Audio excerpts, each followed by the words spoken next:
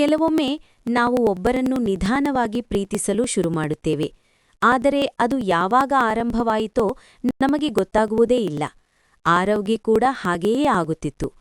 ಹಾಗೆಯೇ ನಿತ್ಯ ಅವನ ಜಗತ್ತಿನ ಕೇಂದ್ರವಾಗುತ್ತಾ ಬಂದಳು.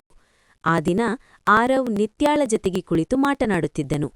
ಸಾಮಾನ್ಯವಾಗಿ ಶುರುವಾದ ಮಾತುಗಳು ನಿಧಾನವಾಗಿ ಅವನೊಳಗಿನ ಆಸಕ್ತಿಗೆ ದಾರಿ ಮಾಡಿಕೊಟ್ಟವು. ಅವನು ಈಗ ಕೇವಲ ಮಾತನಾಡುತ್ತಿರಲಿಲ್ಲ, ಅವಳನ್ನು ಇನ್ನಷ್ಟು ತಿಳಿದುಕೊಳ್ಳಬೇಕು ಅನ್ನಿಸುತ್ತಿತ್ತು. ನಿತ್ಯ, ನಿನಗೆ ಫ್ರೀ ಟೈಮ್ನಲ್ಲಿ ಏನು ಮಾಡೋದು ಇಷ್ಟ ಎಂದು ಅವನು ಕೇಳಿದನು. ನಿತ್ಯ ಸ್ವಲ್ಪ ಯೋಚಿಸಿ ಸಣ್ಣ ನಗೆಯೊಂದಿಗೆ ಹೇಳಿದಳು, ಹೀಗೆ ಡ್ರಾಯಿಂಗ್ ಮಾಡೋದು, ಕೆಲವೊಮ್ಮೆ ಬರೆಯೋದು, ಜನರನ್ನು ನೋಡೋದು ಕೂಡ ಇಷ್ಟ. ಜನರನ್ನು ನೋಡೋದಾ ಎಂದು ಆರವ್ ಆಶ್ಚರ್ಯದಿಂದ ಕೇಳಿದನು.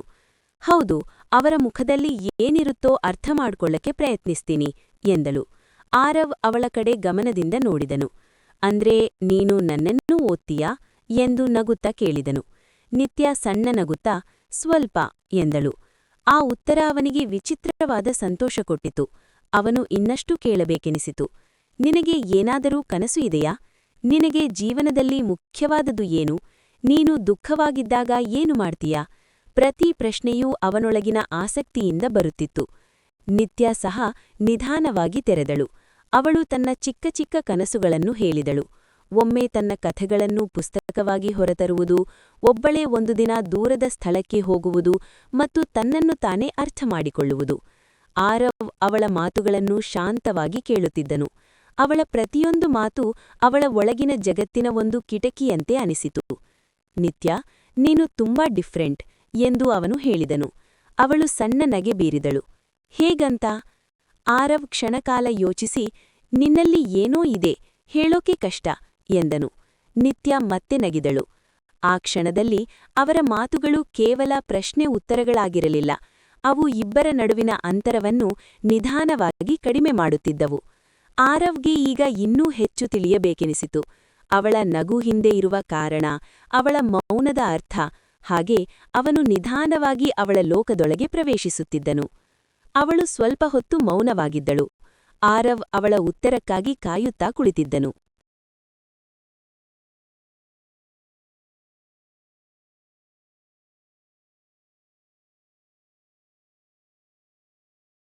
ನಿತ್ಯ, ನಿನ್ನ ದೊಡ್ಡ ಕನಸು ಏನು ಎಂದು ಮತ್ತೆ ಮೃದುವಾಗಿ ಕೇಳಿದನು. ನಿತ್ಯ ಆಕಾಶದ ಕಡೆ ನೋಡಿದಳು. ಅವಳ ಕಣ್ಣುಗಳಲ್ಲಿ ಒಂದು ವಿಭಿನ್ನ ಹೊಳಪು ಮೂಡಿತು. ನನಗೆ ಅವಳು ನಿಧಾನವಾಗಿ ಶುರುಮಾಡಿದಳು. ಒಂದು ದಿನ ನನ್ನ ಕಥೆಗಳನ್ನೆಲ್ಲ ಒಂದು ಪುಸ್ತಕವಾಗಿಸಬೇಕು. ಆರವ್ ಶಾಂತವಾಗಿ ಕೇಳುತ್ತಿದ್ದನು. ಆದ್ರೆ ಕೇವಲ ಪುಸ್ತಕ ಅಲ್ಲ, ನನ್ನ ಕಥೆಗಳನ್ನ ಓದೋರು ತಮ್ಮನ್ನೇ ಅದರಲ್ಲಿ ಕಂಡುಕೊಳ್ಳಬೇಕು. ಅವಳು ಸ್ವಲ್ಪ ನಿಂತು ಮತ್ತೆ ಹೇಳಿದಳು, ಯಾರಾದರೂ ಒಬ್ರು ಒಂಟಿಯಾಗಿದ್ದಾರೆ ಅನ್ನಿಸಿದಾಗ ನನ್ನ ಕಥೆ ಓದಿ ಅವರಿಗೆ ನಾನು ಒಬ್ಬಳೇ ಅಲ್ಲ ಅನ್ನಿಸಬೇಕು. ಆ ಮಾತುಗಳನ್ನ ಹೇಳುವಾಗ ಅವಳ ಧ್ವನಿ ತುಂಬಾ ನಿಜವಾಗಿತ್ತು. ಅವಳ ಕಣ್ಣುಗಳಲ್ಲಿ ಒಂದು ಆಳವಾದ ಕನಸು ಕಾಣಿಸುತ್ತಿತ್ತು. ನನ್ನ ಕಥೆಗಳು ಯಾರಾದರೂ ಹೃದಯಕ್ಕೆ ತಲುಪಬೇಕು, ಅವರ ನೋವನ್ನು, ಸಂತೋಷವನ್ನು ಅರ್ಥಮಾಡಿಕೊಳ್ಳಬೇಕು. ಅವಳು ಮೃದುವಾಗಿ ನಗಿದಳು. ಅದೇ ನನ್ನ ಕನಸು. ಆರವ್ ಕ್ಷಣಕಾಲ ಮಾತೇ ಬಾರದಂತೆ ನಿಂತನು. ಅವನು ಇಷ್ಟು ದೊಡ್ಡದು, ಇಷ್ಟು ಆಳವಾದ ಕನಸು ನಿರೀಕ್ಷಿಸಿರಲಿಲ್ಲ. ಅವನ ಯೋಚನೆಗೂ ಮೀರಿದದ್ದು ಅದು. ಅವನು ನಿಧಾನವಾಗಿ ಹೇಳಿದನು, ನಿತ್ಯ, ಇದು ಕೇವಲ ಕನಸು ಅಲ್ಲ, ಇದು ಯಾರಾದರೂ ಜೀವನವನ್ನು ಬದಲಾಯಿಸಬಲ್ಲದು. ನಿತ್ಯ ಅವನ ಕಡೆ ನೋಡಿದಳು. ಆ ಕ್ಷಣದಲ್ಲಿ ಅವಳು ಸಾಮಾನ್ಯ ಹುಡುಗಿಯಾಗಿರಲಿಲ್ಲ. ಅವಳು ತನ್ನೊಳಗೆ ಒಂದು ದೊಡ್ಡ ಜಗತ್ತನ್ನು ಹೊತ್ತಿದ್ದವಳಾಗಿದ್ದಳು. ಆರವ್ ಮನಸ್ಸಿನಲ್ಲಿ ಯೋಚಿಸಿದನು, ನಾನು ಅವಳನ್ನು ಇಷ್ಟಪಡ್ತಿದ್ದೇನೆ ಅನ್ನೋದು ಮಾತ್ರ ಅಲ್ಲ, ನಾನು ಅವಳನ್ನು ಗೌರವಿಸುತ್ತಿದ್ದೇನೆ. ಆ ಕ್ಷಣದಲ್ಲಿ ಅವನ ಭಾವನೆ ಇನ್ನಷ್ಟು ಗಾಢವಾಯಿತು.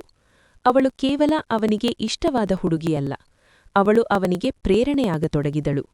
ಹಾಗೆ ಅವನ ಪ್ರೀತಿ ಈಗ ಕನಸಿನಷ್ಟೇ ದೊಡ್ಡದಾಗಿ ಬೆಳೆದಿತು.